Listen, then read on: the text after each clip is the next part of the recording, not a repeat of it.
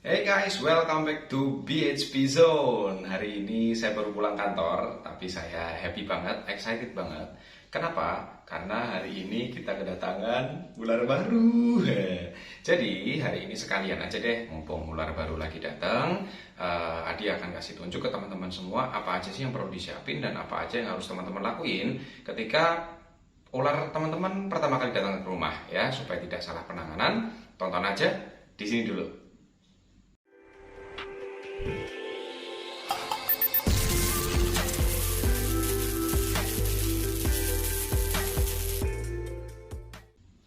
Oke guys, jadi apa aja yang harus disiapkan ketika ular teman-teman pertama kali datang? Yang pertama yang harus disiapkan adalah tempatnya dulu, kandangnya.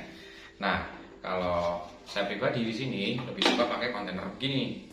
Ini untuk ular yang baru pertama datang, pakai merek Sinpo, kodenya CB19. Terus ini sekat-sekatnya dicopot. Dan ini udah dikasih alas ya teman-teman ya. Boleh pakai kertas koran poros yang belum di print begini, atau pakai kertas yang udah di print pun, koran bekas juga nggak apa-apa. Terus teman-teman mau pakai kontainer model lain, merek lain, tipe lain boleh. Yang penting satu, tutupnya ini harus bisa dikunci ya teman-teman ya. Nah, karena si ular kesayangan kita ini adalah escape artist bahasa Inggrisnya ya. Jadi dia pintar sekali melarikan diri. Dan jangan lupa untuk si kontainernya harus sudah dibolong-bolong begini. Tutupnya juga harus tetap dibolong ya teman-teman ya. Sama sampingnya dibolong begini. Kenapa kok bolongnya banyak? Karena di Indonesia udah cukup humid ya teman-teman, udah cukup lembab. Jadi dibolongin di atas dan dibolongin di samping. Itu selain untuk aliran udara juga ngebantu kita untuk melepaskan humidity berlebih, supaya tidak terkena respiratory infection atau ularnya pilek, gampangnya begitu. Oke, terus kemudian setelah kandang kita butuh apa lagi sih? Kita butuh yang pertama pasti adalah yang kedua adalah hiding box nih, seperti ini. Nah, ini fungsinya adalah untuk si ular itu nanti ngumpet. Apakah harus khusus yang seperti ini? Enggak, mau pakai mangkok dibalik, mau pakai tupperware, mau pakai kontainer kecil-kecil begini juga boleh. Yang penting di lubang aja, nanti ini ditaruh dibalik begini. Nah, jadi ularnya masuk lewat sini. Ini penting banget, kenapa? Karena kita nggak tahu kondisi ularnya ketika dia lagi ada di perjalanan seperti apa. Apakah dia stres, kena guncangan, atau dia mentalnya seperti apa, kondisinya kita belum tahu. Jadi kita harus punya ini, nanti akan kita letakkan di dalam kandangnya kontainer ini gitu. Terus yang ketiga yang kita butuhkan adalah kita butuh tempat minum yang udah diisi air nih teman-teman. Ini udah ada airnya jadi nggak bisa dimiringin ya.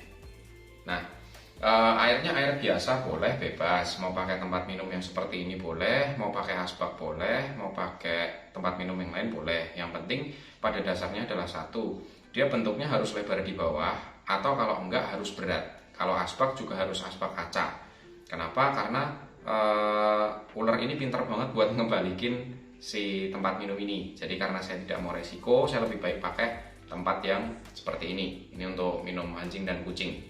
Nah, airnya air apa? Mau pakai air biasa boleh, mau pakai air keran boleh, mau pakai air galon boleh. Cuman kalau Adi pribadi, ketika ular pertama kali datang selalu dikasih air galon dulu, karena Adi tidak tahu kondisinya seperti apa, kondisi badannya seperti apa, kondisi kesehatannya seperti apa. Jadi supaya aman, pakai aja air galon dulu. Nggak seberapa juga kan ya. Terus selanjutnya yang kita butuhkan lagi adalah kita butuh satu lagi, yaitu timbangan dapur, timbangan digital. Bebas mau timbangan digital yang model bagaimana, mau timbangan digital yang harga berapa, yang penting bisa untuk nimbang ularnya. Kenapa? Fungsinya untuk kita pantau dulu nih, harapannya sih ularnya sehat, nggak ada apa-apa, langsung mau makan dan lain sebagainya ya. Tapi kalau untuk Adi pribadi harus dipantau dulu berat badannya. Jadi misal ternyata ularnya udah datang nih, terus setelah berapa lama dia belum mau makan, kita pantau dulu berat badannya. Kalau seumpama beratnya turun drastis, cepat-cepat harus pergi ke dokter hewan gitu. Terus yang terakhir kita harus punya ularnya. Nah, kita akan unboxing ularnya teman-teman. Ini didapat dari Semar Royal Python yang ada di Bekasi nih teman-teman nih. Om Semar kirimin Adi ular apa nih ya. Kita buka dulu bersama-sama.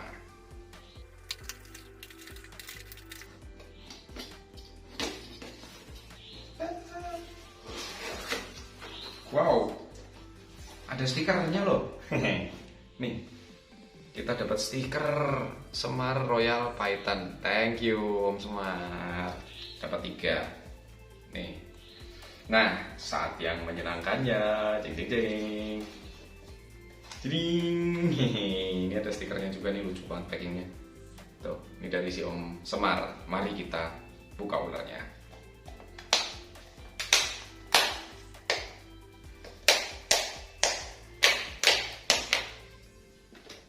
Wih, men, keren sih kalau ini. Aduh, keren banget.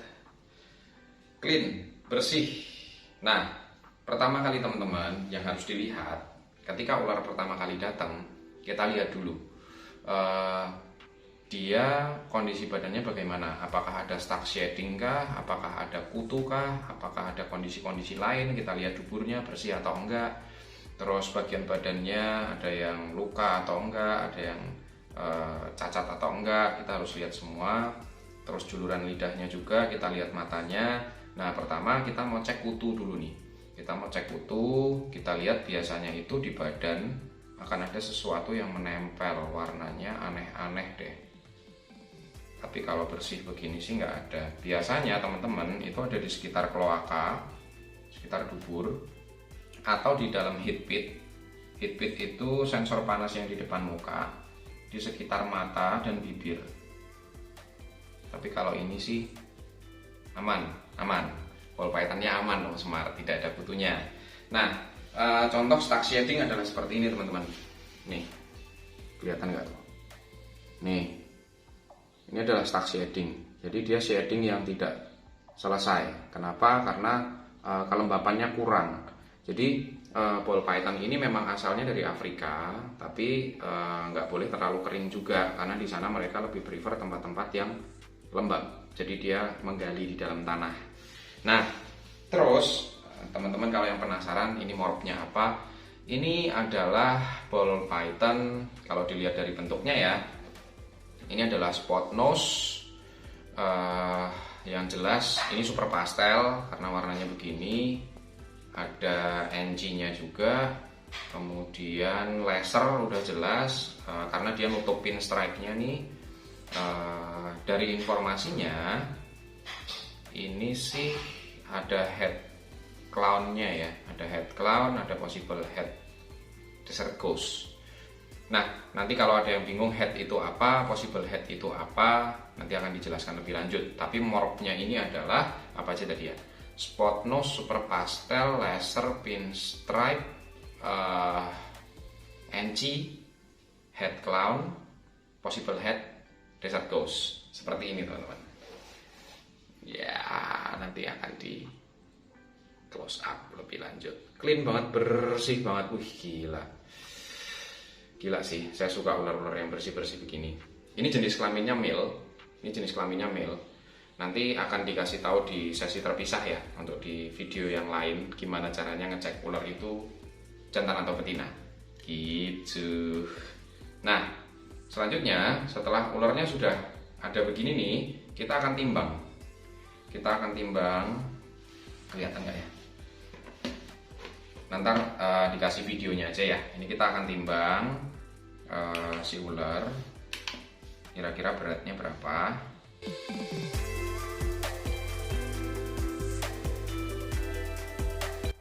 Selanjutnya yang harus kita lakukan adalah kita setting dulu kandangnya seperti ini. Kita taruh dulu hiding boxnya. Usahakan pintunya ini itu ada yang mepet di sebelah tembok. Kenapa? Karena ular sukanya mepet-mepet lewat pinggir-pinggir. Terus untuk settingan tempat minum bebas mau ditaruh mana. Kalau saya suka agak sedikit ke tengah supaya dia merasa tempatnya agak sempit. Jadi dia nggak stres tuh. Nah, terus kalau udah tinggal kita taruh ularnya. Kita taruh ularnya di sini, terus kita tutup.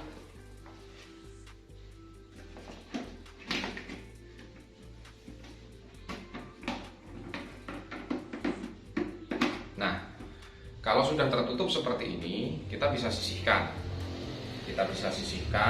Taruh dia dulu di tempat yang nggak rame. yang nggak banyak dilalui orang. Nah, nanti kita tunggu dulu tes makannya kapan.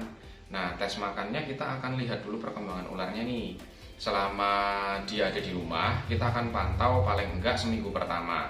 Kita lihat dia apakah banyak bersembunyi, apa dia banyak keluar jalan-jalan, apakah dia menunjukkan tanda-tanda stres atau enggak.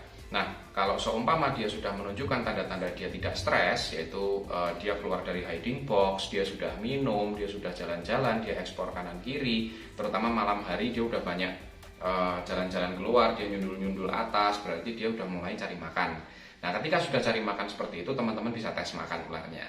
Nah, makannya apa? Makannya bebas. Nanti disesuaikan aja ukurannya, tapi kalau saya pribadi lebih prefer pakai red, dan rednya frozen. Yang nggak tahu caranya kasih makan gimana dengan red frozen, bisa cek juga di video-video yang di tempat saya itu ada.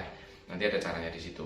Kenapa sih harus red frozen? Ada juga di situ. Ya, nanti akan dibikinkan juga video sesi terpisah perbandingan antara memberi makan live feed dan frozen thawed.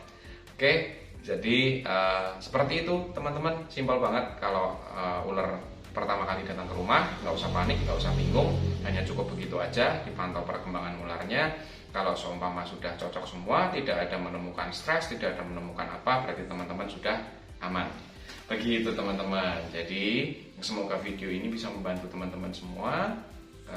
Tetap sehat selalu, jangan lupa like and subscribe, dan share video ini kalau dirasa membantu teman-teman semua, dan juga ada teman-teman yang lagi butuh video atau tutorial gimana caranya untuk menangani ular pertama mereka yang baru pertama kali tiba di rumah. Oke, cukup sekian dulu. Thank you Om Smart Piton. Smart Piton, bukan Smart Piton ya. Thank you Om apa sih ini? Semar Royal Python. Semar Royal Python. Thank you ularnya. Jadi kita saksikan lagi, nanti kita akan ketemu di video-video selanjutnya. Bye.